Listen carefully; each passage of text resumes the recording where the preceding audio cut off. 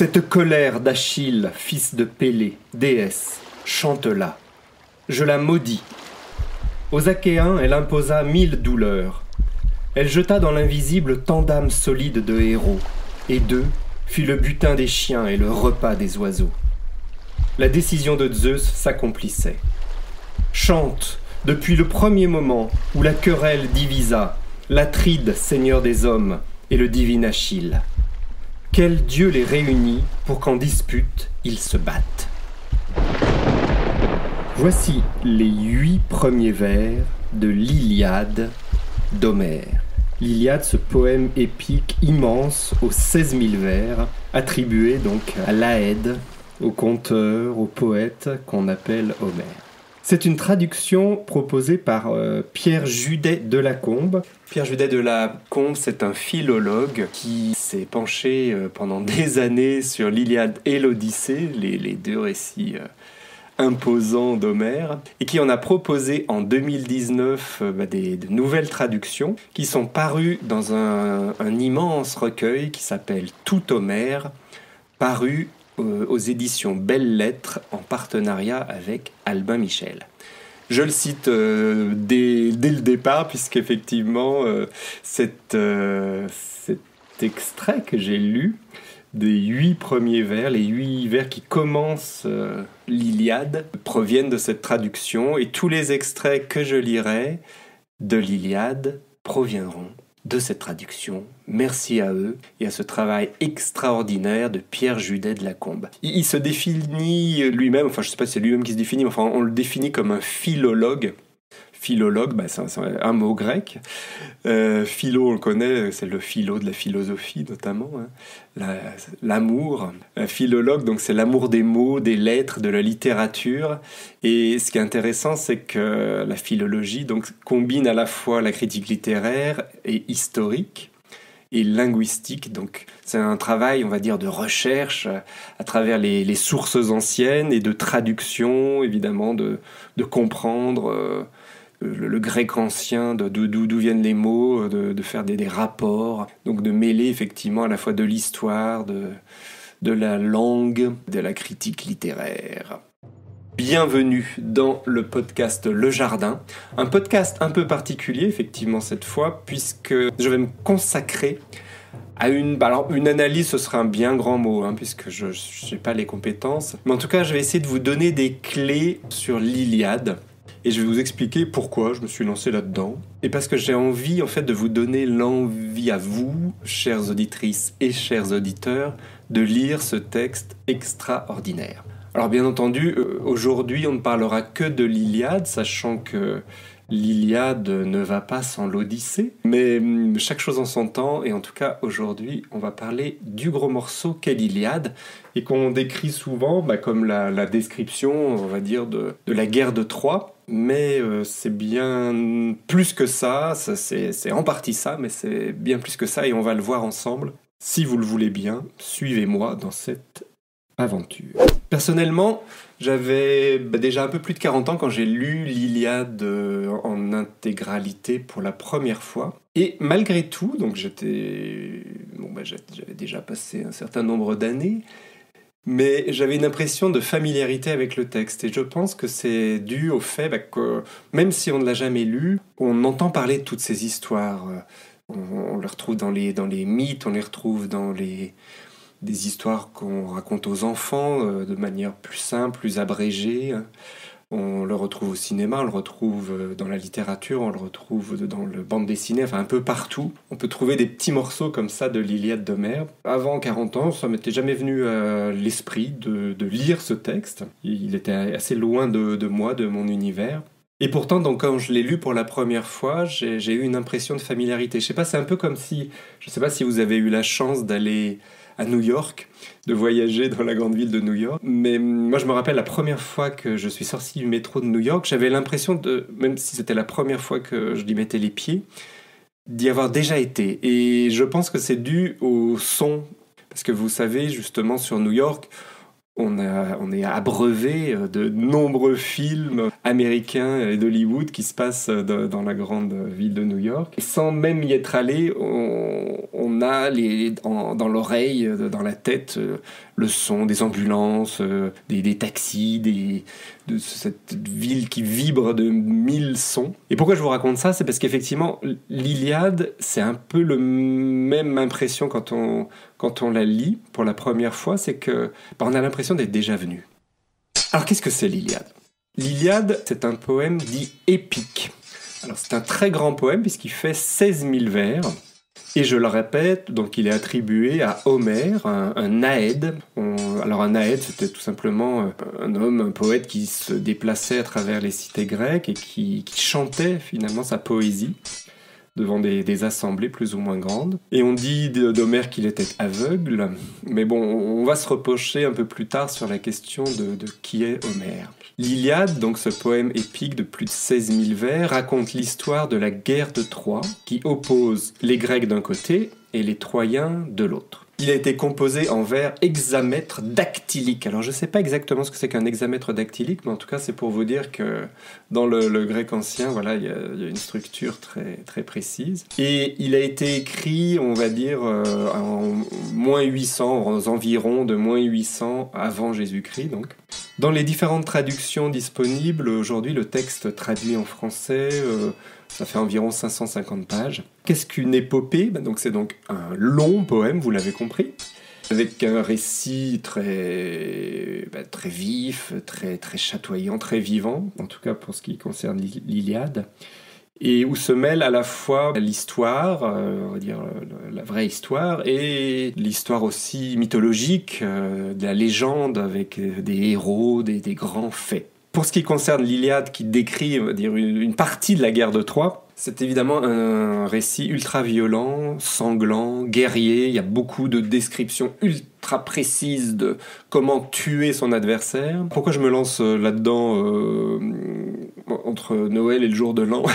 Ça pourrait paraître bizarre.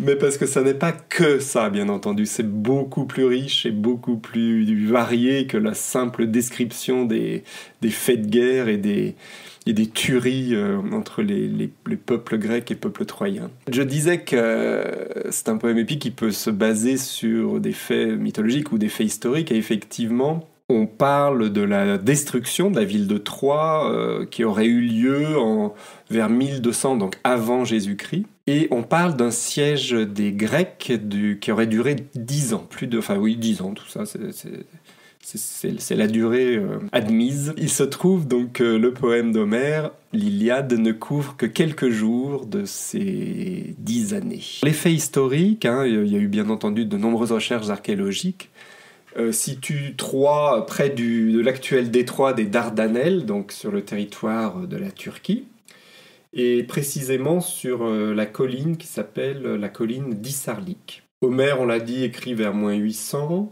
Quand on fait des recherches archéologiques, on découvre plusieurs couches de villes, vous savez, comme à Paris, les villes recouvrent les villes.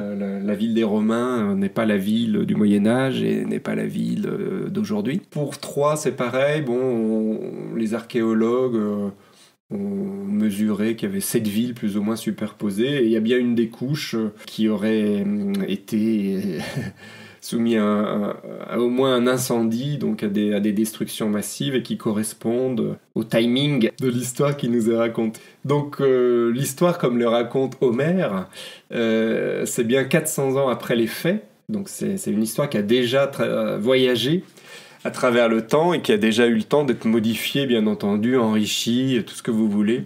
Il ne faut pas prendre l'Iliade comme, évidemment, un livre d'histoire. Mais le récit mythique semble concorder avec la vérité historique et la tradition orale, puisque au départ, l'Iliade n'est pas un texte écrit. Il a été porté sur le papier au fil des ans et des différentes versions. Mais la tradition orale, donc, pour passer ce texte extraordinaire, ce poème épique, a fonctionné, puisque aujourd'hui 2023, bientôt 2024, quand on pense que c'est un texte qui date de moins 800, ça donne un peu le vertige d'imaginer que ce texte est toujours là pour nous et qu'on peut le lire. Et en plus dans une traduction toute récente en français. J'ai parlé de la guerre, bien sûr. Une des vertus mises en avant dans ce texte, c'est l'Andréia. Alors je voulais parler de ça parce que André, voilà, le prénom André, Andrea. Andrea, c'est la virilité et le courage à la fois. Le courage, donc, qui s'exprime par les hommes, puisque effectivement, ceux qui font la guerre, hein, ce sont les hommes, en tout cas dans l'Iliade, principalement. Ce courage, c'est une vertu essentielle, c'est la vertu qu'on attend de chaque citoyen. Et d'ailleurs, pour Platon, c'est l'une des 4 vertus principales. Alors, donc, vous avez l'andria, le courage, et vous y alliez la justice, la sagesse et la tempérance, et vous allez faire un citoyen parfait. Dans l'Iliade, ce qui est extraordinaire, c'est que à chaque moment, vous ne savez pas ce qui va se passer, qui va gagner, qui va l'emporter sur l'adversaire, puisqu'on va de retournement de situation en retournement de situation. Alors, de mort en mort, certes, mais le destin des héros peut basculer d'une minute à l'autre, soit parce qu'ils ont de la chance ou pas de chance, mais soit aussi bien sûr par l'intervention des dieux, ça c'est très important, parce qu'à chaque moment dans l'Iliade, vous avez à la fois l'action des hommes, on va dire des êtres humains, des héros, mais vous avez aussi l'action des dieux qui interviennent vraiment de manière très forte dans le récit. Puisque c'est à la fois ceux qui en dictent, on va dire, les lignes et le destin final, mais c'est aussi ceux qui peuvent, avec leurs hésitations, avec leurs luttes internes, avec tout un tas de décisions prises sur le moment, vont faire en sorte que l'issue du combat va aller dans un sens ou dans un autre. Un des grands dons d'Homère, c'est justement à chaque fois nous livrer, de nous laisser dans un suspense, même si on croit connaître l'issue, hein, puisqu'elle est clairement dite par certaines personnes qui connaissent déjà le futur, qui connaissent la volonté des dieux. Mais à chaque moment, on peut retomber dans la situation inverse ou croire que le récit va s'orienter de manière différente. Dans l'Iliade, quelque chose qui m'a marqué aussi, c'est que les héros pleurent beaucoup. J'ai beaucoup insisté sur le fait qu'ils étaient violents, qu'ils se battaient, que c'était une guerre sans merci des Grecs pour conquérir la ville de Troie, réputée invincible derrière ses très hautes murailles. Des murailles d'ailleurs que les dieux avaient aidé les Troyens à construire, à consolider. La force s'exprime évidemment de manière magistrale dans ce récit, c'est vraiment une illustration de ce que peut être la force. Mais c'est aussi beaucoup de douleur, de tristesse, de pleurs. Donc les héros, comme je le disais, pleurent beaucoup. Homère dit à maintes reprises « la guerre qui fait pleurer ». Et effectivement, la guerre fait pleurer. Ces héros donc se battent, ces héros pleurent, ces héros se fâchent aussi, se mettent facilement en colère. Ils sont, comme je l'ai dit, les jouets des dieux un peu. Hein. Leur destin peut vaciller d'une minute à l'autre selon l'intervention de tel ou tel dieu.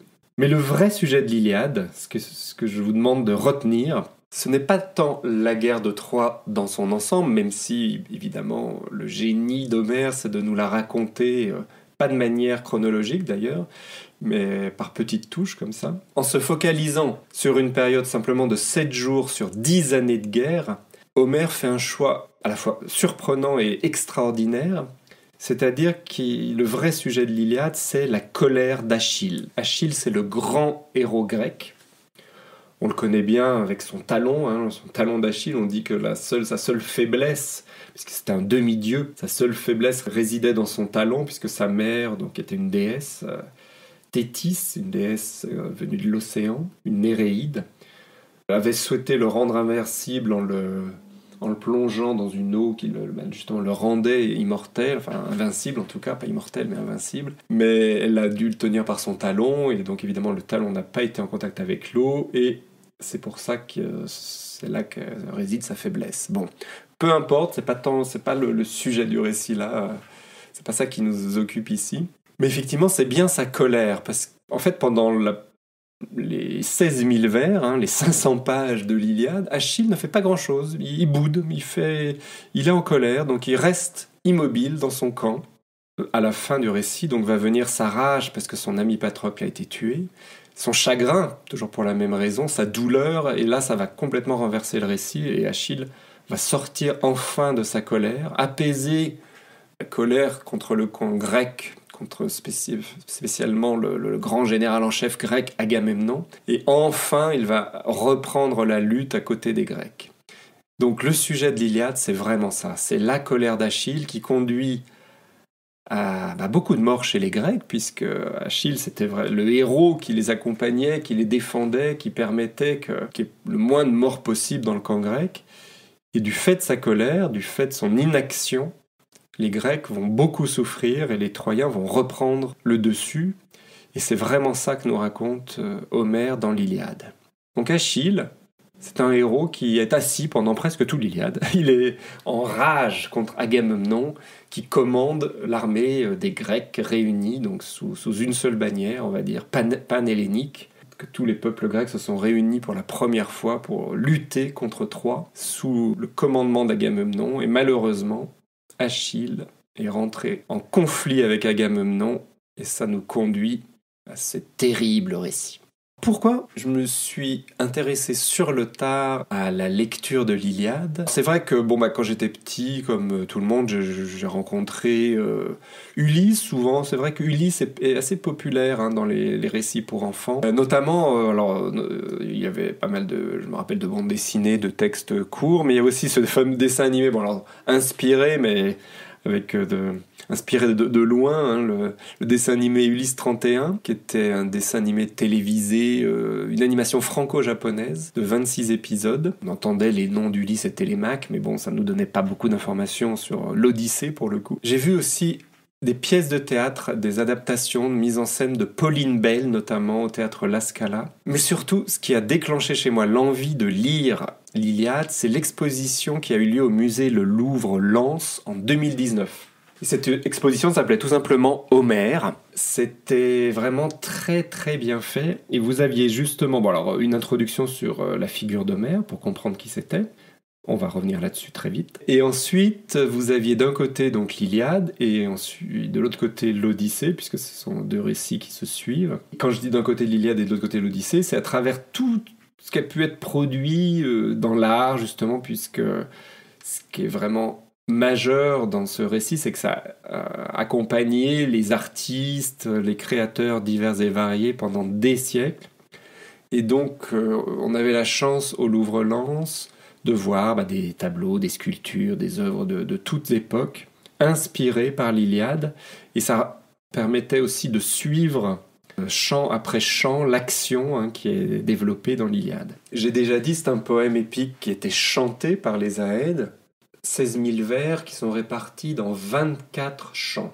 Ce que je vais faire aussi plus tard, c'est pour vous aider dans la lecture, parce que j'espère que vous allez lire l'Iliade à l'issue de ce podcast, je vous ferai un résumé de ces 24 chants, un résumé très succinct, puisque évidemment 16 000 vers, on pourrait y passer des heures. Donc pourquoi s'intéresser à l'Iliade aujourd'hui ? Eh bien, tout simplement parce que c'est à la base de notre culture occidentale. Et oui, donc je vous ai dit, il y avait des nouvelles traductions qui viennent de paraître, des pièces de théâtre, des œuvres diverses et variées qui inspirent encore et toujours les artistes aujourd'hui. Donc ce récit a toujours la frontière entre le surnaturel, le merveilleux, l'histoire, la mythologie, mais aussi des faits historiques, fait rêver, inspire et existe depuis des siècles à nos côtés. Donc je pense que c'est quand même une bonne raison pour le lire. Et au-delà de ça, c'est assez fabuleux au niveau tout simplement littéraire, poétique. C'est d'une grande richesse. Alors c'est un peu imposant, c'est beaucoup, mais avec quelques clés de lecture qui, moi, m'ont été données donc, grâce à l'exposition, comme je vous l'expliquais.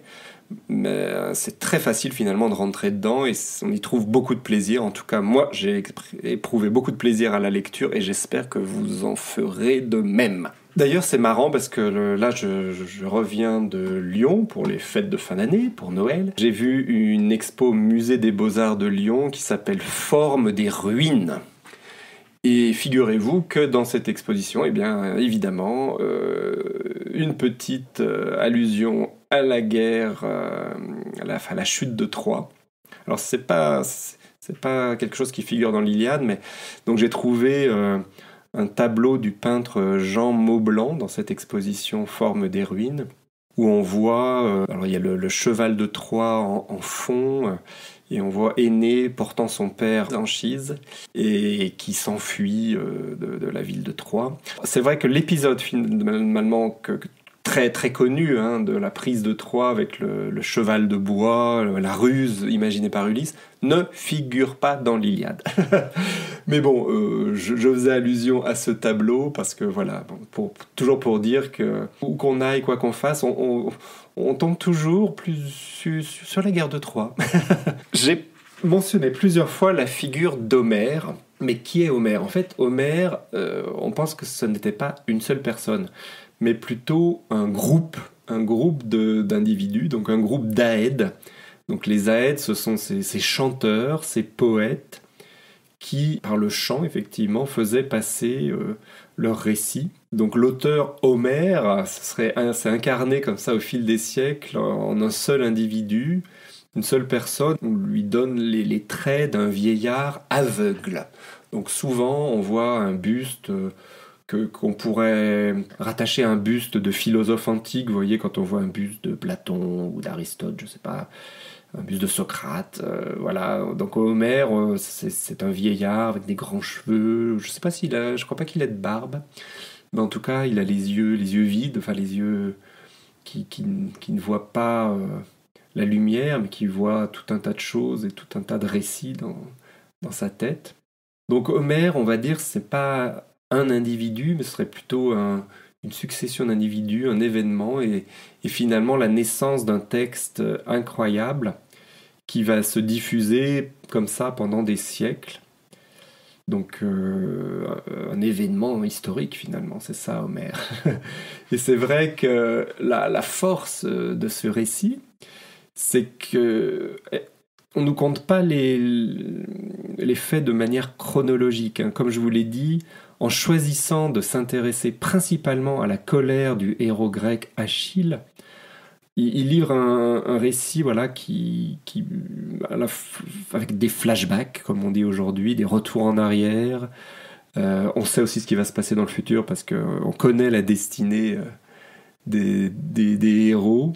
Mais donc c'est un récit vraiment d'une grande richesse et d'une construction vraiment très très imaginative et qui font, je pense, le succès du texte au final. Pourquoi cette école d'Aèdes, enfin ce groupe d'Aèdes a décidé de faire un poème sur la colère d'Achille, cet événement inouï, scandaleux, qui déchaîne en fait tout un tas de violences entre les Grecs et les Troyens, qui entraîne un désordre absolu? Je ne sais pas, mais en tout cas, peut-être que ça nous permet de mieux comprendre ce que c'est qu'une grande crise, que si Achille avait simplement tué les Troyens sans aller bouder, on n'aurait pas eu le moyen de prendre du recul et de réfléchir à ce type de situation. Pour un Grec de l'Antiquité aussi, il faut... À l'époque d'Homère, il faut imaginer que l'histoire comme nous on en parle aujourd'hui, comme on la connaît, avec nos historiens qui sont des experts des faits du passé, l'histoire n'existe pas en fait. Donc pour un Grec de cette époque, c'est d'abord écouter ces récits, c'est d'abord écouter le récit d'une guerre, d'une grande guerre, raconter le fait des hommes, ce qu'ils ont accompli d'admirable et mettre en avant tout ce qu'ils ont pu accomplir d'admirable. On parlait tout à l'heure de la vertu du courage, l'Andrea. Dans l'épopée, les dieux sont bien présents et c'est la muse qui souffle son inspiration à l'oreille des poètes. Alors je ne sais pas si vous vous rappelez, mais au tout début, j'ai lu les 8 premiers vers qui débutent l'Iliade, et ça commençait comme ça, cette colère d'Achille, fils de Pélée, déesse, chante-la. Donc la déesse en question, c'est bien la muse qui va inspirer le poète. Donc il y a une grande différence entre les poètes et les historiens, c'est que les poètes, ils sont inspirés par la muse de l'art, on va dire, alors que les historiens, eux, enquêtent. Les historiens cherchent des faits, mais les historiens ne vont pas invoquer les muses quand ils écrivent un livre d'histoire. Il faut se rappeler aussi qu'à l'époque, il y avait jusqu'à 1200 cités-États qui composaient la Grèce. Donc, ce qu'on appelle, nous, la Grèce, et que d'ailleurs les Grecs ne nomment pas du tout Grèce ou grec. C'est des mots que nous occidentaux employons, mais qui ne sont pas du tout employés par les Grecs. Ils disent Hellas, vous savez, Hélène, et ils disent tout un tas d'autres mots qu'on verra tout à l'heure. Mais donc, il faut imaginer que c'est pas un pays, voilà, un État-nation moderne, mais c'est 1200 cités-États au maximum, qui composaient ce qu'on appelle aujourd'hui Grèce. Pour une première fois, grâce, on va dire, si j'ose dire, grâce à cette guerre, pour une première fois, ces États font alliance pour se battre ensemble, côte à côte, sous le pouvoir d'un seul roi, d'un seul commandant en chef, donc Agamemnon. Donc, ce qui est important pour les Grecs de l'époque, quand ils écoutent l'Iliade, c'est qu'ils entendent en fait le récit de cette première grande coalition entre les différentes cités-États, et ils comprennent comment on a réussi à s'entendre, à faire une sorte de contrat pour défendre les intérêts de Ménélas, puisque Ménélas, qui est le frère d'Agamemnon, a été lésé puisque sa femme, la belle Hélène, a été enlevée par le prince troyen Paris. Voilà, c'est ça. Vous vous rappelez certainement les origines de la guerre de Troie. C'est bien ça, c'est le rapt de la belle Hélène, femme de Ménélas, donc qui est un roi grec, frère d'Agamemnon. Et la belle Hélène a bien été enlevée par Paris, qui est lui un prince troyen. Qu'est-ce que c'est que l'Iliade ? C'est une sorte de patchwork de textes, de traditions différentes, de mythologie, d'histoire, histoire vraie, histoire fausse, mythe, une synthèse de tout ça, qui a été composée donc au 8e siècle avant Jésus-Christ, alors que la guerre dont il est censé faire le récit a eu lieu en moins 1200. Ce grand poème épique a été transmis par la tradition orale, par des chants, et il a été fixé sous la forme d'un texte au 6e siècle, toujours avant Jésus-Christ. Donc moins 1200, c'est l'événement historique, moins 800, ce sont les chants qui fondent ce récit de l'Iliade, et 6e siècle, toujours avant notre ère, c'est la fixation sous une forme de texte de ce récit fabuleux. Donc on voit qu'il y a de nombreux siècles qui séparent la guerre et le récit. Donc on chante un temps du passé, un temps ancien, le temps des héros, le temps des demi-dieux d'ailleurs qui n'existent plus au moment où on écrit, donc on peut rêver à cette époque-là. Donc les demi-dieux, ce sont, vous savez, Zeus, et pas que lui, enfin les dieux avaient coutume de s'accoupler avec des mortels, et donc créer des héros comme ça, invincibles. Donc évidemment, à l'époque de l'Iliade et aujourd'hui, a fortiori, on parle plus de demi-dieux, ça n'existe plus. Ce récit raconte les hauts faits de héros à la force surhumaine, et on jouit de leurs exploits. Donc l'épopée, c'est un monde clos, fermé, comme une idée achevée, et elle propose une explication possible du monde. C'est ce que j'ai dit aussi tout à l'heure, voilà, à travers ces allers-retours, à travers toutes les possibilités de vaincre ou d'être terrassé par son adversaire, on va au final avoir un texte qui nous propose une version. Est-ce qu'elle est vraie ? Est-ce qu'il faut y croire ? En tout cas, voilà, si on reste à l'intérieur du poème, on peut adopter la version proposée par Homère. Il n'y a pas de dogme, c'est antidogmatique, il n'y a pas de morale dans l'Iliade. Mais à la fin, il y a un très, très beau moment de réconciliation suite à toutes ces luttes et toutes ces morts. Une forme d'utopie, un moment de paix où on va prendre soin des morts. Et on va comme ça faire preuve de civilisation après avoir fait preuve de beaucoup de barbarie. La Grèce de l'époque... Là, c'est simplement à aucun moment on voit le mot grec ou Grèce dans le texte de l'Iliade, mais les mots qu'on voit, ce sont les mots achéens, donc les Achéens, donc on va dire panachéens. Les Hellènes aussi, Pierre Judet de Lacombe a choisi Panhellénie, donc pour dire que finalement toutes ces cités-États, pour une fois, s'étaient regroupées sous une même bannière, avec un même roi, un même commandant, Agamemnon. On va désigner les Grecs sous le nom d'Achéens, les Argiens, donc pour Argos, les Danaens aussi, donc quand vous verrez dans ce texte les mots Achéens, Argiens, Danaens, vous pensez que ce sont les Grecs, les Hellènes. C'est une multitude de peuples, une multitude de cités-États. Donc les Grecs disent bien Hellas, et les Hellénies et les Hellènes pour désigner ce qu'on appelle la Grèce. Et c'est bien la première Panhellénie qui est là dessinée, la première cité grecque finalement qui va se constituer sur les plages près de la ville de Troie, puisque tous les Grecs vont arriver par bateau. Ils vont faire leur campement près de l'eau, près des bateaux. Ils vont consolider ces campements au fil des ans, puisque je vous rappelle que le siège de Troie va durer 10 ans. Ils vont construire un mur derrière lequel se protéger. Donc vous avez 2 murs, vous avez les murs de pierre immenses de la ville imprenable de Troie, et vous avez le mur en bois donc construit par les Grecs pour protéger leur première cité panhellénique sur la plage.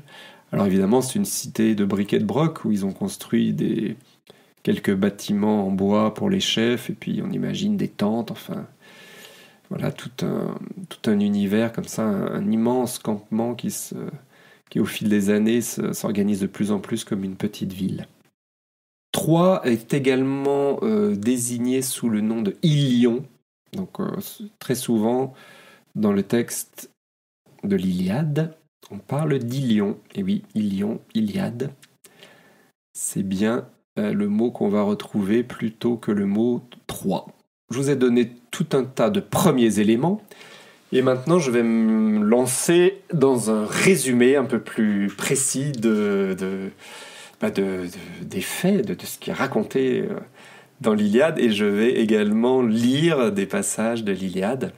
Comme je vous l'ai expliqué déjà, il n'y a pas de chronologie précise, et notamment l'avant, qu'est-ce qui s'est passé. Donc je vais vous le rappeler parce que on l'a déjà évoqué, mais je vais vous le rappeler plus précisément. Donc ce qui a bien déclenché la guerre de Troie, c'est le fameux jugement de Paris. Donc le jugement de Paris, c'est 3 déesses, Aphrodite, Héra et Athéna, qui sont amoureuses d'un même homme, le beau Paris, donc qui est un prince troyen. Alors c'était un prince déchu parce qu'il avait été écarté plus ou moins de sa famille et vivait comme berger sur la montagne, mais bon, en tout cas il était absolument magnifique. Et les 3 déesses qui, comme d'habitude, passent leur temps à chercher de beaux mortels, comme le font aussi les dieux, bien entendu, à commencer par Zeus. Mais donc Aphrodite, Héra et Athéna recherchaient les faveurs du beau Paris. Et pour se départager, en fait, elle lui demande à lui, ce qui était vraiment une exigence terrible de la part de ces déesses, de choisir. Que Paris doit donner la pomme d'or à la plus belle d'entre elles. Et évidemment, il va choisir Aphrodite. Bon, Aphrodite, la déesse de l'amour, parce qu'elle est très belle et ses charmes ont opéré sur le beau Paris. Et en plus, ce qu'a fait Aphrodite, c'est qu'elle lui a promis la main de la plus belle femme du monde. Donc s'il la choisissait elle, il pourrait épouser la plus belle femme du monde. Et malheureusement, la plus belle femme du monde, c'est la belle Hélène. Aphrodite, en promettant la plus belle femme du monde à Paris, va créer la guerre de Troie. Et comme Héra et Athéna vont être affreusement jalouses d'Aphrodite, eh bien là aussi on va avoir les déesses ennemies des Troyens dans les figures d'Héra et d'Athéna, et bien entendu Aphrodite, elle qui qui avait été choisi par Paris, va défendre les Troyens, alors qu'Héra et Athéna vont être du côté des Grecs dans cette guerre. Voilà, le nœud de discorde issu de la pomme d'or, hein, c'est la pomme d'or de la discorde, la pomme d'or donnée à Aphrodite qui va créer une guerre à la fois entre les dieux et entre les humains. Donc ça, c'était avant. L'épisode va nous être rappelé dans un des chants, mais je voulais vous le rappeler de manière très précise pour que vous l'ayez en tête avant de commencer. Alors je reviens aussi sur le fait que l'Iliade se penche sur seulement 7 jours, qui sont décrits en détail, dont 4 journées de combat sur ces 7 jours. Ces 7 jours qui vont sur un intervalle de 51 jours dans la dernière année de siège. Donc je vous rappelle, un siège qui a duré 10 ans, un intervalle de 51 jours, dans ces 51 jours, 7 jours, et dans ces 7 jours, 4 jours de combat. C'est ça l'Iliade. Les remparts de Troie sont très élevés, ils ont été construits avec l'aide des dieux, ils servent de refuge, de lieu d'observation. On va y voir défiler certains personnages. On doit battre l'ennemi à la loyale sur le terrain. Ce n'est pas vraiment un siège à proprement parler, c'est-à-dire que les deux armées s'affrontent sur l'espace, donc entre les grands murs de pierre de Troie et le mur de bois des Grecs. Et dans la guerre, à l'époque, il y a 3 grandes phases de combat. Au début, ce sont les archers qui envoient des flèches. Puis on envoie des lances, des pierres, enfin on envoie tout ce qu'on peut envoyer. Et comme il y a des demi-dieux, je vous rappeler, extrêmement forts. Alors parfois ils envoient des pierres énormes qui font exploser carrément leur adversaire. Donc la première phase, c'est effectivement des jets de flèches, de lances, de pierres. Ensuite, les soldats sont rangés en rang dans les phalanges. Et là, ça va être la guerre au corps à corps. Donc le premier rang des soldats se détache. Et ensuite, il va y avoir tout un tas de duels qui sont décrits en détail dans l'Iliade entre héros, entre soldats. Et dans un troisième temps, c'est la mêlée, un combat de masse où tous les soldats sont engagés. Ce qu'on voit souvent aussi décrit dans l'Iliade, c'est l'outrage au cadavre, car il faut récupérer le corps dans un état le moins mauvais possible pour lui rendre honneur et pour qu'il ait une mort la plus digne possible. Donc c'est vrai qu'on va se faire la guerre pour récupérer les cadavres aussi. Achille, c'est vraiment la figure un peu du guerrier sauvage, guerrier auquel rien ne résiste. D'ailleurs, son fils qui prendra la relève, parce que Achille on connaît son destin, hein, il doit mourir pendant la guerre de Troie, mais c'est son fils Néoptolème, le jeune guerrier, qui prendra la relève, mais là, ça n'appartient pas à l'Iliade, ça appartient au récit de l'Odyssée. Donc l'Iliade, c'est un peu la mère de toutes les guerres, et le courage et le dépassement de soi, ils sont mis en avant. C'est aussi la guerre de toutes les horreurs et de toutes les cruautés. Il y a des carnages, des hécatombes. Alors les hécatombes, on en faisait pour les dieux, c'est-à-dire on offrait en sacrifice des agneaux, enfin des animaux pour les dieux, on appelle ça des hécatombes. Mais les hécatombes, le nombre de morts très important, elles ont lieu aussi parmi les humains. Comme je vous l'ai dit, on pleure beaucoup et souvent on n'a pas envie de la faire, cette guerre, on la refuse. Hein. C'est Est-ce qu'elle est juste, est-ce qu'elle est mauvaise, cette guerre? On se pose la question à plusieurs reprises dans le récit. À la fin de l'Iliade, il y aura 2 grandes funérailles. Les funérailles de Patrocle, l'ami, le très cher ami d'Achille. Alors est-ce que c'était son ami, simplement son compagnon, le meilleur de ses compagnons, ou est-ce que c'était son amant? Nous n'allons pas résoudre la question aujourd'hui. Et aussi les funérailles d'Hector, donc le héros troyen. Donc, après toutes ces morts, après toute cette guerre, c'est une trêve, un apaisement. Alors, il faut bien imaginer que pour un grec de l'époque, il n'y a pas vraiment de notion d'avenir, de progrès comme nous, on peut en avoir aujourd'hui. Après la mort, il n'y a pas de paradis, ils n'ont pas de paradis, on peut nous l'imaginer. Mais simplement, quand on meurt, on devient une ombre qui erre dans un espace souterrain, enfin un peu indéfini, l'invisible, l'Hadès. Donc le héros, c'est celui qui va agir en dépit de ce destin tragique, en dépit de la décision des dieux, et s'illustrer sur le terrain de bataille, et illustrer ce qu'on peut dire, ce qui peut être une forme de perfection humaine. Il n'y a pas de vie après la mort, effectivement, donc on fait des enfants ou on fait des actions extraordinaires de son vivant. Achille, par exemple, il est bon à la course, il est excessif, il est colérique, il est sanguinaire, il n'arrête pas de pleurer, quand il est triste, c'est un désespoir immense. Voilà, c'est quelqu'un de plus grand que nature, plus énorme, brave, singulier, exceptionnel. On peut le détester comme on peut l'adorer. Mais en tout cas, voilà, c'est une figure plus grande que nature. Donc les personnages. Chez les Grecs, donc on peut appeler les Danaens ou les Achéens, je vous rappelle.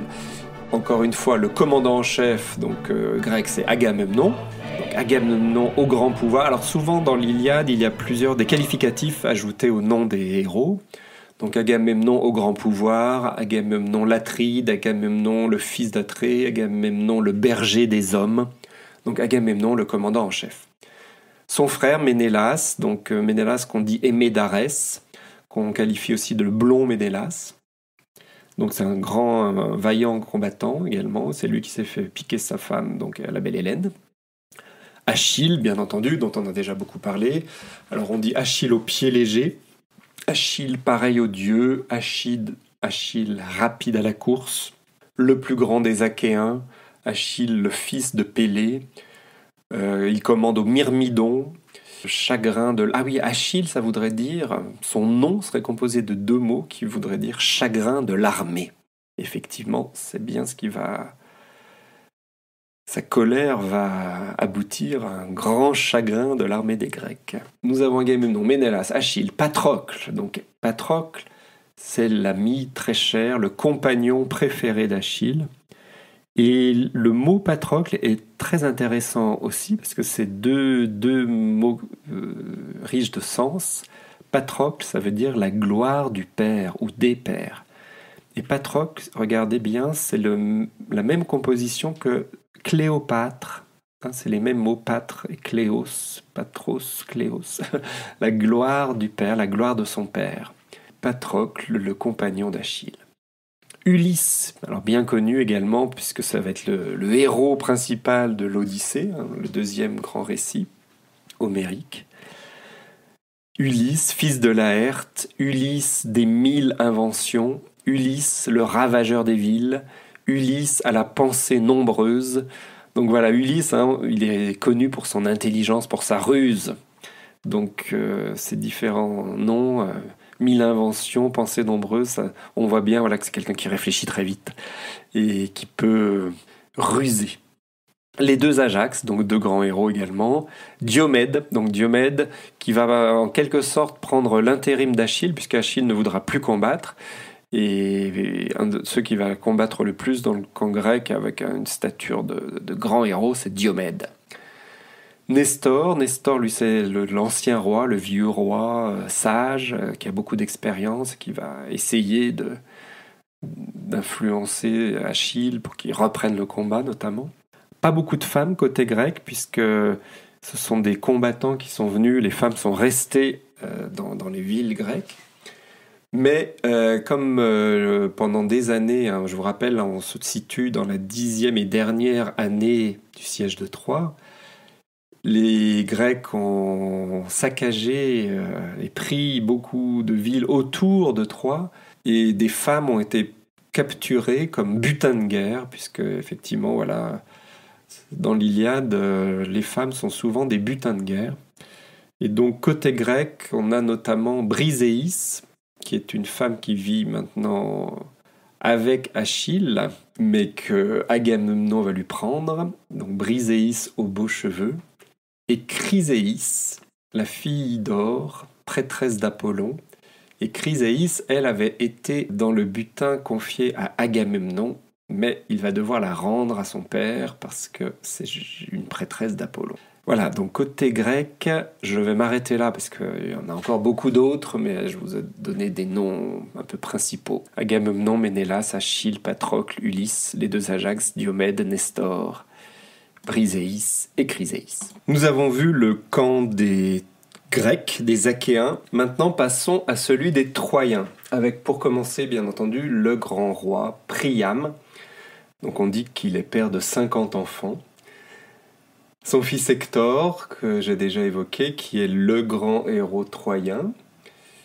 Son fils Paris. Alors Paris, le séducteur qui a enlevé la belle Hélène, est nommé Alexandre dans le récit.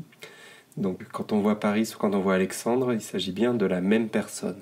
Autant chez les Grecs qu'il n'y avait pas de femmes puisqu'elles étaient restées dans les îles, enfin dans les cités-États, autant côté troyen, toutes les femmes sont là, et notamment Hélène d'Argos, donc la belle Hélène qui a été enlevée par Paris, Écube qui est la mère d'Hector, et Andromaque qui est sa femme. Donc Andromaque, la femme d'Hector, et dont la famille a été décimée par Achille. Pareil, côté héros troyen, nous avons, j'en citais simplement 3. On a Énée, on a Sarpédon, le fils chéri de Zeus, et qui va mourir, et Zeus ne peut pas intervenir pour le protéger, mais il va faire en sorte que sa dépouille mortelle soit protégée, elle, d'un sort funeste, et il va demander à un couple de dieux un peu de seconde zone, mais qui fonctionne par deux, et c'est assez amusant de savoir ça, c'est le sommeil et la mort. Donc quand son fils Sarpédon, héros troyen, va mourir, le sommeil et la mort vont emporter sa dépouille mortelle pour la protéger de la malfaisance des Grecs. Et enfin Glaucos, le lumineux, et qui lui était fils ou petit-fils de Bellérophon, un autre héros de la mythologie dont on va apprendre l'histoire également dans le récit, même s'il n'a pas de rapport direct avec l'Iliade. Donc chez les Troyens, j'ai retenu Priam, Hector, Paris, qu'on appelle aussi Alexandre, Hélène, Écube, Andromaque, Énée, Sarpédon et Glaucos. Donc comme je vous l'ai expliqué, les dieux interfèrent avec le récit, les dieux et les déesses. Donc je vais vous les présenter aussi, pas tous, mais les principaux, ceux qu'on voit revenir le plus souvent dans le récit. Donc évidemment, le plus grand, le plus important d'entre eux, Zeus, fils de Cronos, qu'on dit aussi Zeus qui se plaît à la foudre, Zeus à la large voix, Zeus, seigneur de toutes les voix. Donc c'est lui qui mène la danse et qui fait aussi jouer le hasard. Alors il connaît déjà le destin de la guerre, il sait que les Grecs vont prendre Troie, mais et c'est là toute l'ambiguïté, c'est qu'il aime beaucoup les Troyens. Donc même si il sait qu'à la fin les Grecs vont vaincre, il va quand même souvent prendre part pour les héros troyens. Et donc en dessous de lui, on a 2 catégories de dieux, on a les pro-grecs et les pro-troyens. Alors dans le camp grec, on a Héra. Donc Héra, dite la femme de Zeus, c'est aussi sa sœur, bien sûr, mais elle est présentée tout le temps comme sa femme. Donc Héra au bras blanc, on dit aussi Héra à l'œil de vache, et Héra au trône d'or, et bien sûr Athéna, la fille de Zeus. On dit Pallas Athéna, l'enfant de Zeus qui tient l'égide, Athéna aux yeux de lumière, donc là c'est vraiment la déesse guerrière par excellence, qui est tout le temps au cœur du combat et qui pour aider les héros. Donc on sait que Héra et Athéna sont parmi les 2 principales instigatrices de cette guerre, puisque c'est leur jalousie face à Aphrodite qui s'est vue offerte la pomme d'or qui conduit les Grecs à mener la guerre aux Troyens. Toujours pro-grec, Poséidon, donc Poséidon, un des frères de Zeus, mais aussi un rival. Donc Zeus trône dans le ciel et Poséidon, lui, trône dans les espaces maritimes. Et enfin, pro-grec, Thétis, donc c'est la fille de Nérée, le vieillard de la mer. C'est aussi la mère d'Achille. Et elle a conçu Achille avec un héros mortel, Pélée. Elle l'a conçu contre son gré, mais même si c'était un fils dont elle ne voulait pas, elle l'aime et elle va essayer de le défendre, même si elle aussi, en tant que déesse, elle sait très bien que Achille, son destin, c'est de mourir pendant cette guerre. Donc, les dieux qui sont pro-grecs, nous avons Héra, Athéna, Poséidon et Thétis. Et côté pro-troyen, nous avons Apollon, toujours dans le combat aux côtés des Troyens comme les Athéna aux côtés des Grecs. Et donc Apollon, c'est alors le dieu de la lumière, le dieu du soleil, un certain dieu de la beauté, mais c'est aussi un archer, donc on dit l'archer lointain. Phoibos, donc Phoibos Apollon, on l'appelle aussi Apollon à l'arc d'argent. Et avec son arc, donc il peut à la fois décrocher des flèches, mais il peut aussi envoyer des maladies. Par exemple la peste, comme c'est ce qu'il va faire dans le tout premier chant, qui va être une des causes du conflit entre Achille et Agamemnon. Pro-troyen, chez les dieux, nous avons bien sûr Aphrodite. Aphrodite qui avait séduit Paris, qui avait été choisi par Paris. Et nous avons Arès, le dieu de la guerre. Donc les dieux pro-troyens sont Apollon, Aphrodite et Arès. Après vous avoir raconté en résumé l'intrigue de l'Iliade, après vous avoir présenté ces différents personnages, que ce soit des héros, des humains bien réels ou des dieux et des déesses, j'aimerais vous présenter un résumé aussi, mais cette fois chant par chant. Donc on a bien dit qu'il s'agissait d'un poème de 16 000 vers et découpé en 24 chants. Donc ce que je vais faire maintenant, c'est chant après chant vous dire les principales lignes de l'intrigue, sachant que bien sûr il se passe beaucoup plus de choses que ce que je vais vous résumer là, mais c'est pour vous donner des clés de compréhension. Donc dans le chant 1, c'est vraiment le nerf de la guerre si j'ose dire, en tout cas le nerf de l'intrigue, c'est la fameuse querelle entre Achille et Agamemnon. Il est de coutume chez les Grecs, après chaque victoire, de se partager le butin. Donc c'est très important, c'est ça qui solidifie en fait l'unité de cette cité grecque en construction, de cette... on ne peut pas parler de nation encore, mais enfin de cet état grec en construction. Il se trouve que Achille avait reçu donc l'esclave Briséis en butin, et Agamemnon, lui, reçoit plus tard une autre esclave qui s'appelle Chryséis, et qui est une prêtresse d'Apollon. Alors là où ça se corse, c'est que Chryséis est réclamée par son père, et qu'Agamemnon ne veut pas la rendre, mais comme il est protégé par Apollon, donc je viens de vous expliquer qu'il envoyait des flèches et aussi des maladies, donc Apollon va envoyer la peste dans le champ grec, et donc Agamemnon va être forcé de rendre Chryséis, parce qu'il n'est pas content, parce que c'est un roi un peu capricieux et autoritaire, il va récupérer du côté d'Achille Briséis. Et voilà, ça, Achille ne va pas le supporter parce que c'est une grande injustice qui lui est faite, lui qui se bat depuis le départ pour les Grecs et remporte victoire sur victoire. Être comme ça, voir son honneur bafoué par le roi, enfin celui qui est censé commander dans un esprit de justice aux différents rois grecs, ça va vraiment le mettre dans une humeur massacrante et ça va être la cause de toutes les mésaventures qui vont suivre. Donc là, je vais vous lire juste un tout petit extrait où on voit que dans un premier mouvement, Achille a envie de tuer Agamemnon, mais c'est Athéna qui l'empêche de le faire, la déesse donc. En revanche, elle lui dit « Tu peux toujours l'insulter, ça pourra te passer les nerfs. » Et voici ce que va dire, entre autres, à Agamemnon Achille. Donc là, c'est Achille qui parle. « Bouffie de vin, œil de chien et cœur de cerf, jamais te mettre en cuirasse pour le combat avec tes hommes, jamais aller à l'embuscade avec les meilleurs des Achéens. Ton cœur ne l'a osé. Il voit là le trépas. Il est plus profitable de rester dans le vaste camp des Achéens et d'enlever ses dons à qui te parle en face. Roi mangeur de peuple, qui règne sur des hommes de rien. Sinon, fils d'Atrée, ta malfaisance d'aujourd'hui aurait été la dernière. Mais je te le dis et j'en jure le grand serment, par ce sceptre qui jamais en feuille ou en branche ne poussera, car pour toujours il a quitté l'arbre taillé dans les montagnes et ne reverdira pas. Tout autour, le bronze arracha feuilles et aubiers.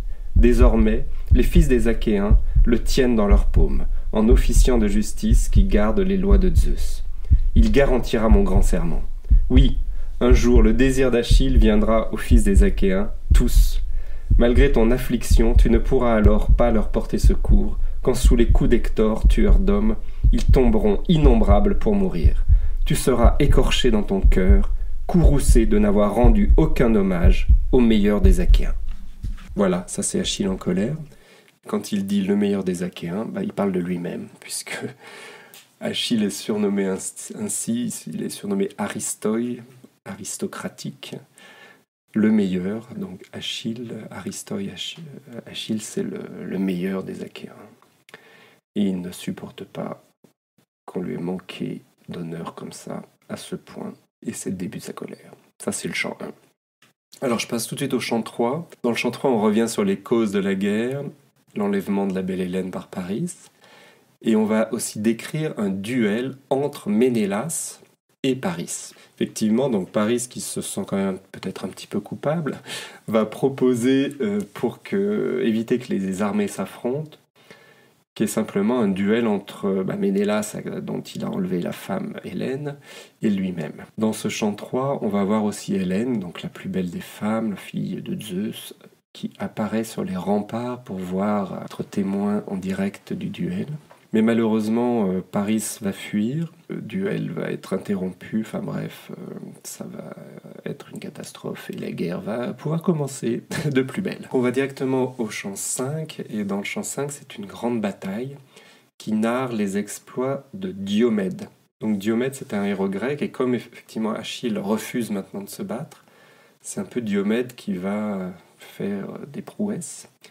Il est aidé par la déesse Athéna. Et dans ce chant 5, ce qui est très caractéristique, c'est qu'il tue tout un tas de héros troyens, mais il blesse aussi 2 dieux. Donc il blesse la déesse Aphrodite et Arès. On apprend d'ailleurs, grâce à la blessure d'Aphrodite, qui est à l'origine de cette guerre, que ce n'est pas du sang qui coule dans les veines des dieux, mais une sorte de lymphe, une liqueur de couleur noire. Et Aphrodite va vite retourner à l'Olympe pour se faire soigner par sa maman. Au chant 6, c'est Hector, le fils de Priam, qui retourne dans sa ville. Et il va y avoir une très belle scène qui sont les adieux avec sa femme Andromaque, qui est une grande figure féminine. Il n'y en a pas beaucoup dans le récit, mais en tout cas, elle est importante. Donc je vais vous lire ce que raconte Andromaque. Andromaque se tint à son côté, tout près, versant des larmes. Greffée à son bras, elle lui parla, l'appela par ses noms. Possédé du démon, la rage te détruira. Tu n'as pitié ni du petit enfant, ni de moi, qu'on spolie de ma vie, qui bientôt serait veuve de toi. Car bientôt les Achéens te tueront dans l'assaut de tous. Il me serait plus avantageux, si je te perds, de m'enfoncer dans la terre, car aucune autre chaleur n'existera si tu rejoins ton destin, seulement la souffrance. Je n'ai plus ni père, ni puissante mère. Mon père, le divin Achille, l'a mis à mort, et il a ravagé toute la ville bien habitée des Ciliciens, Thébé aux portes hautes. Il a tué Éétion. Au moins, il ne le dépouilla pas, car son cœur avait scrupule. Il le brûla avec ses armes finement chamarrées. Et il versa dessus la terre d'un tombeau. Les nymphes des montagnes, filles de Zeus qui tient l'égide, firent autour pousser des ormes. Dans le palais, j'avais 7 frères. Tous allèrent en un seul jour dans la maison d'Hadès. Tous, le divin Achille, dont la course porte secours, les tua, près des bœufs tourneurs de sillons et des brebis lumineuses. Ma mère, qui était reine sous le placos touffu, il l'emmena ici, avec les autres trésors, et la délivra en tirant une rançon infinie. Donc en fait, ce que nous dit Andromaque, c'est qu'elle est seule au monde maintenant, et que si Hector meurt, son destin sera bien funeste. Le chant 7 est principalement autour d'un grand duel entre 2 héros, Hector, donc le grand prince troyen, et Ajax, l'un des 2 Ajax, puisqu'il y a 2 Ajax dans le camp grec. Et aussi, on parle de l'enterrement des morts grâce à une trêve, puisque la guerre s'arrête un moment pour qu'on puisse, dans chaque camp, prendre soin de ses morts. Où on voit Zeus faire quelque chose d'original. C'est l'extrait du chant 8. Tant que c'était l'aurore et que grandissait le jour sacré, les traits des uns et des autres portaient, les hommes tombaient.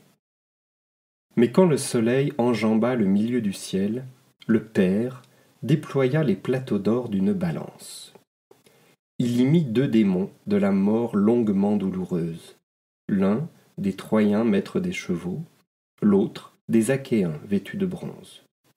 Il la prit par le milieu, la brandit, et le jour destiné aux Achéens pencha.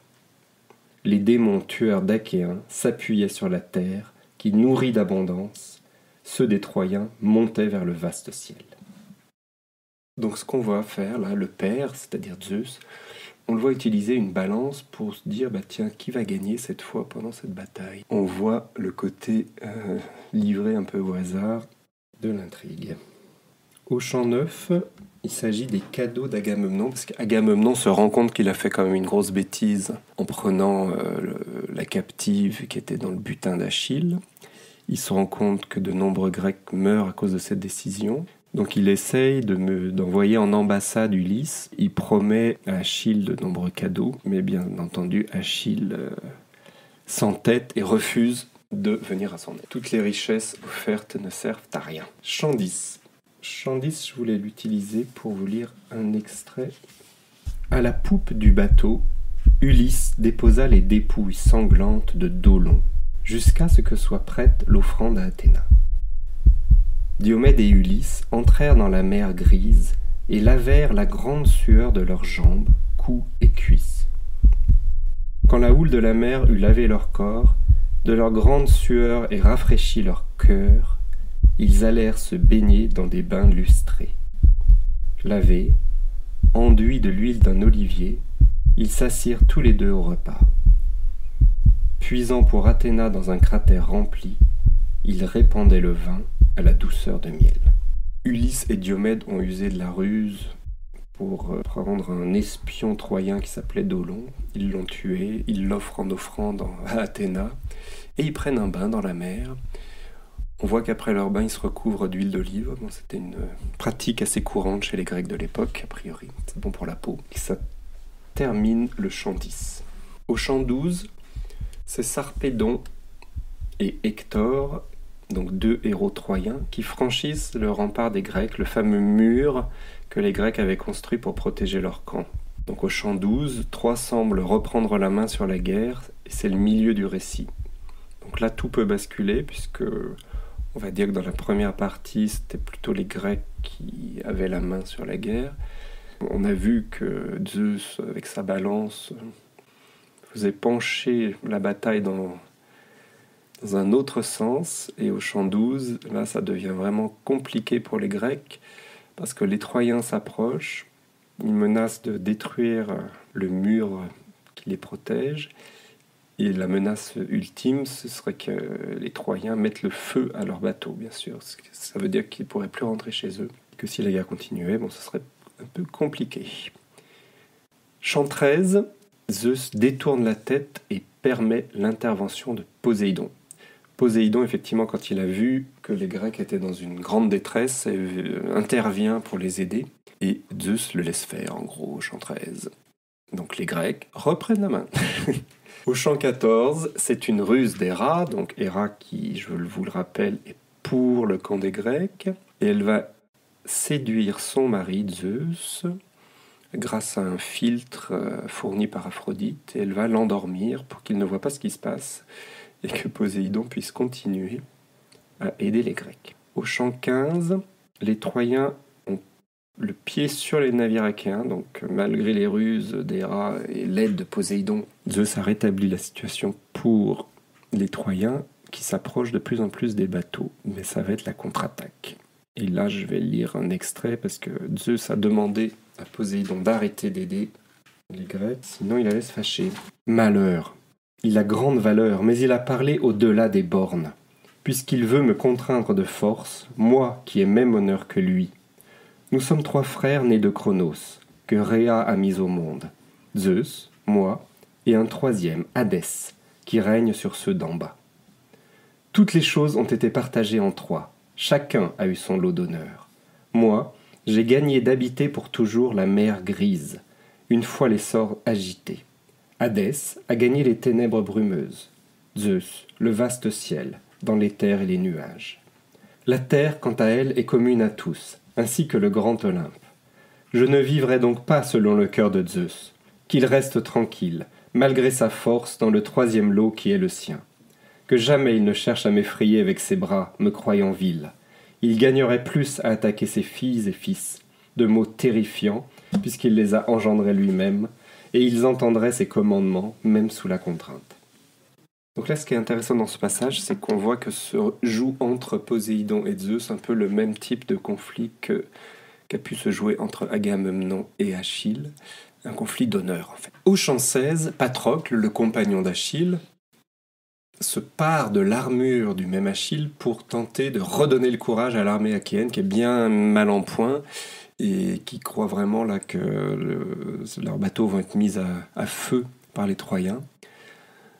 Donc la ruse imaginée par Achille, c'est que Patrocle, s'il remet son armure, les gens, à la fois les Grecs vont être pleins de courage et les Troyens vont avoir peur, donc ça va aider à inverser le cours de la guerre. Ça, c'était une bonne idée, mais Achille avait demandé à Patrocle de ne pas trop s'avancer sur le camp troyen et de revenir dès que la ruse aurait fonctionné. Malheureusement, il ne va pas l'écouter, c'est ce sage conseil.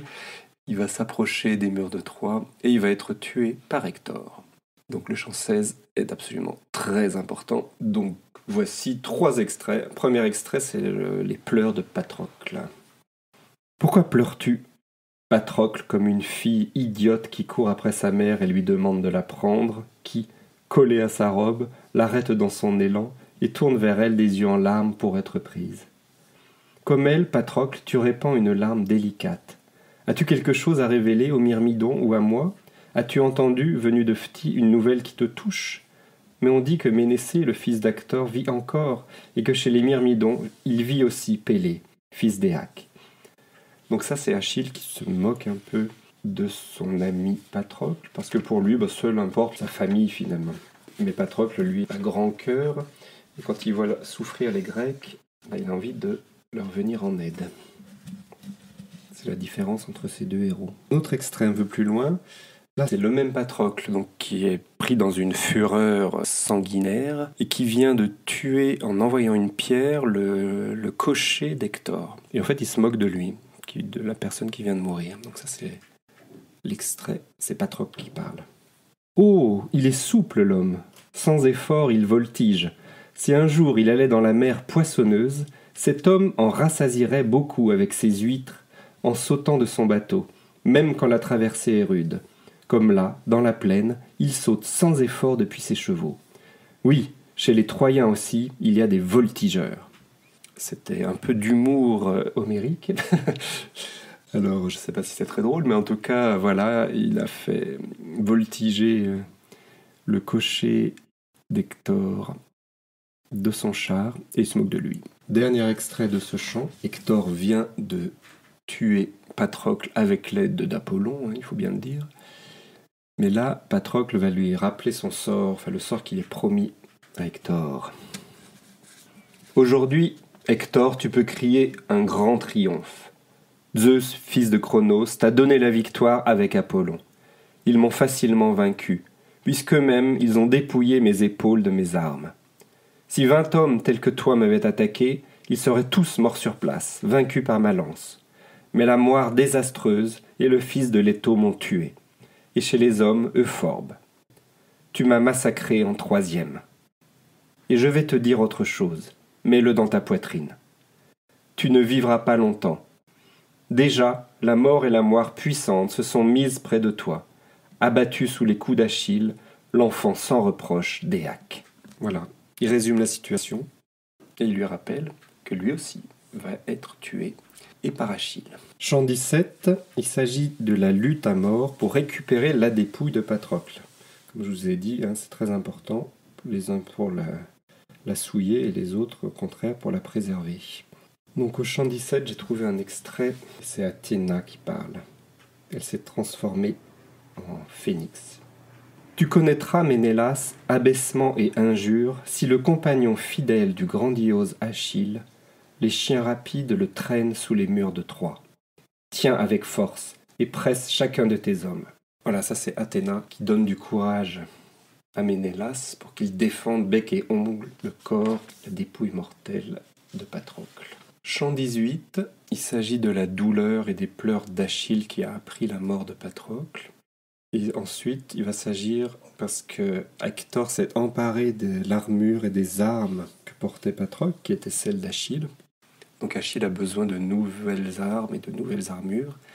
Et c'est sa mère, Thétis, donc la déesse, qui va demander à un autre dieu, le dieu Héphaïstos, de lui forger une nouvelle armure. Et dans cette nouvelle armure, il y a un bouclier absolument fabuleux. Il y a une longue description du bouclier. Alors 2 extraits pour ce chant 18. Un extrait qui décrit la douleur d'Achille quand il apprend la mort de son compagnon de cœur Patrocle.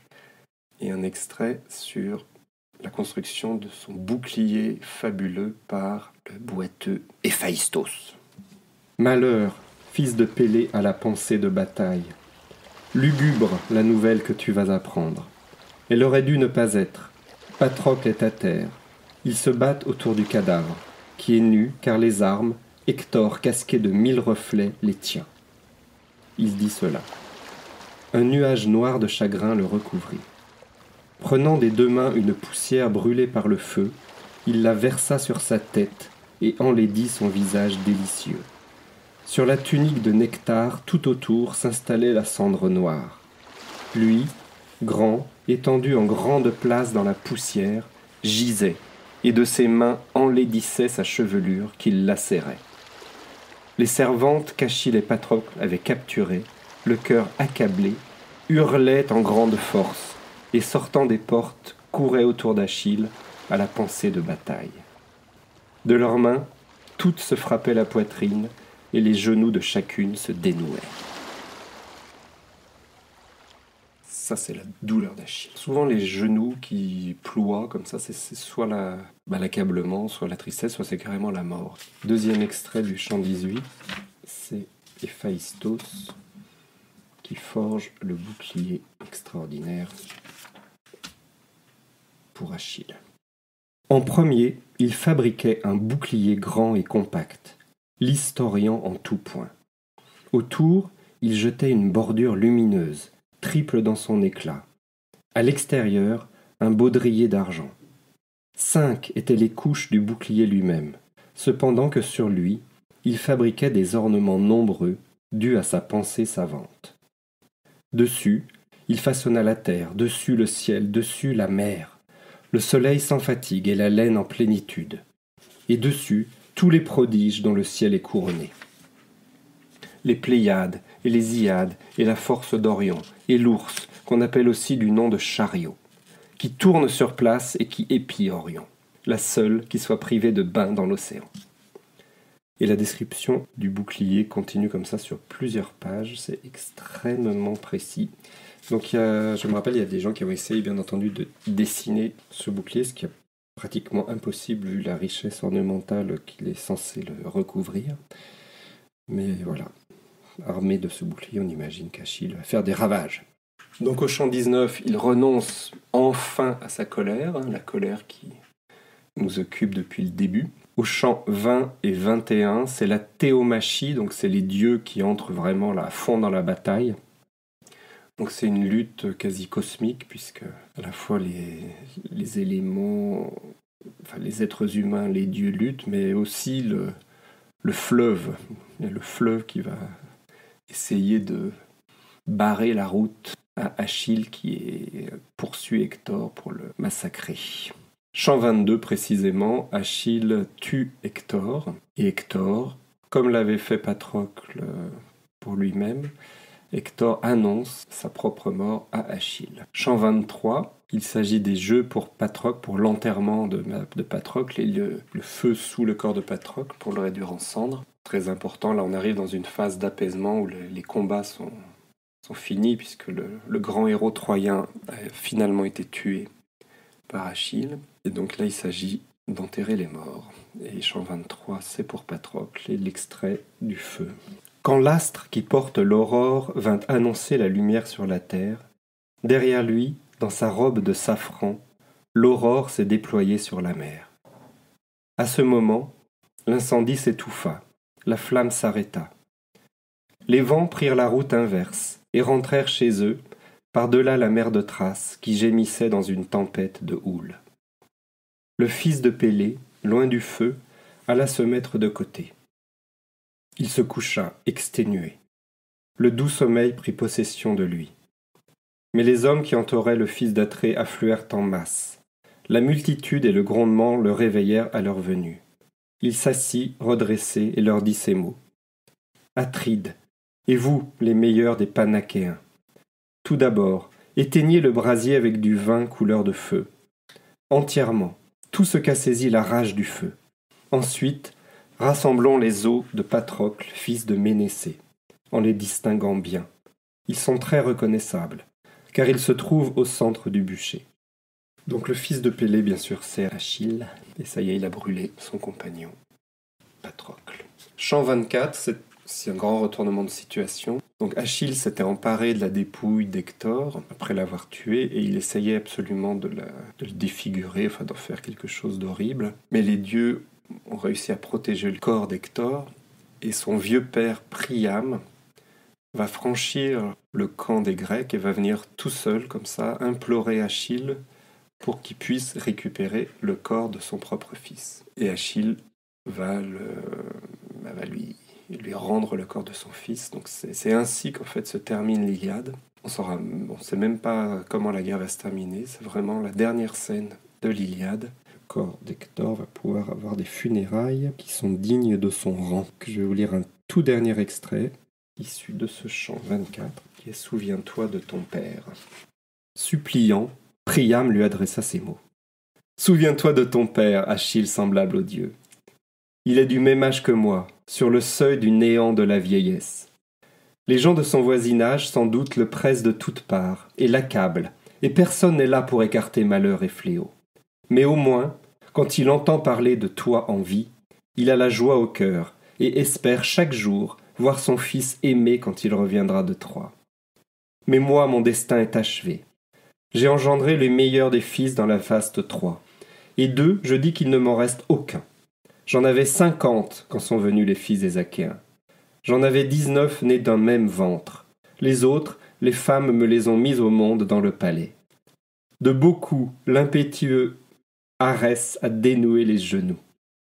Celui qui m'était unique, qui protégeait la ville et les hommes, tu viens juste de le tuer alors qu'il défendait sa patrie. Hector. Pour lui, je suis venu au bateau des Achéens pour le délivrer d'auprès de toi, et j'apporte une rançon infinie. Respecte les dieux. Achille, et de moi aie pitié, en te souvenant de ton père.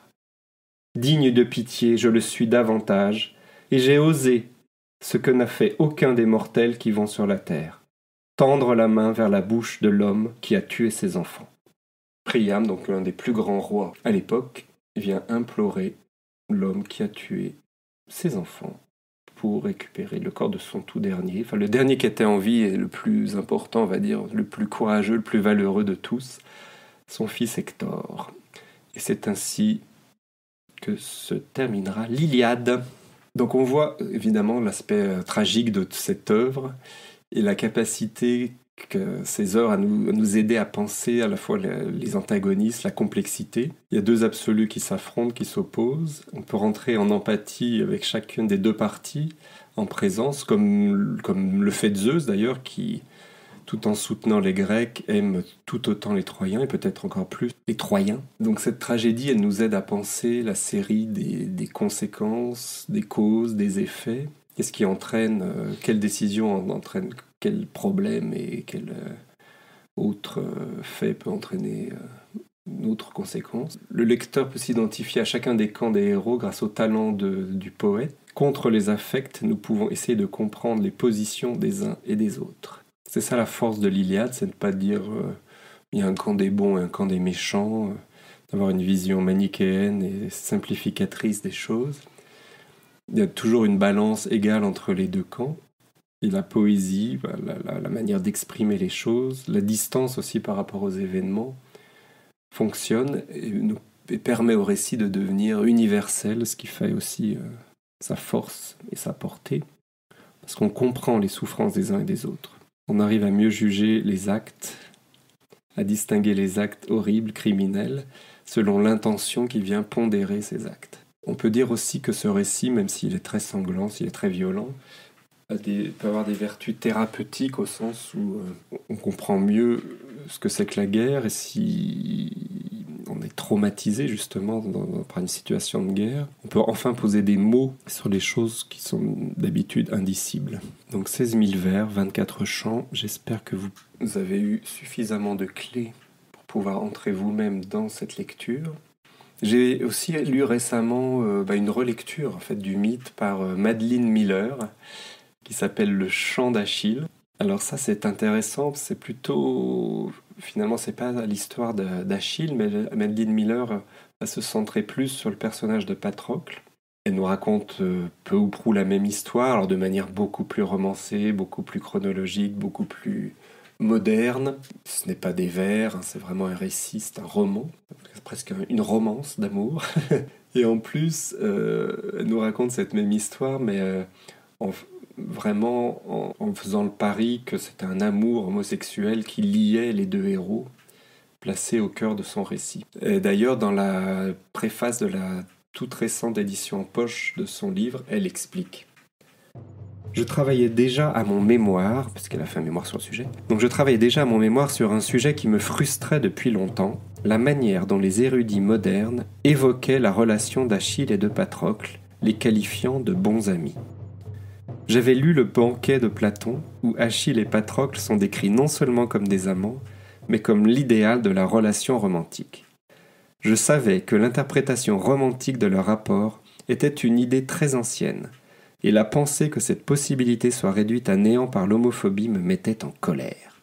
Alors je ne sais pas si Madeline Miller a raison, mais en tout cas, son chant d'Achille est assez plaisant à lire, et ça peut constituer, pourquoi pas, une introduction à l'Iliade, sachant qu'évidemment, ça reste tout autre chose en termes de lecture. J'espère que vous vous lancerez avec plaisir dans la lecture de l'Iliade, et je vous donne rendez-vous pour le prochain épisode du podcast Le Jardin. À très bientôt. Et voilà, c'est déjà fini. Merci beaucoup, chères auditrices et chers auditeurs, d'avoir passé un moment avec nous dans Le Jardin, un podcast littéraire. S'il te plaît, dessine-moi un écrivain. Je suis François-Xavier Robert. Ce podcast n'aurait pas été possible sans l'aide précieuse de Julien Oran au mixage et à la création musicale.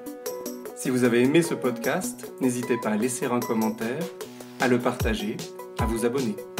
Rendez-vous très bientôt pour un prochain épisode du Jardin.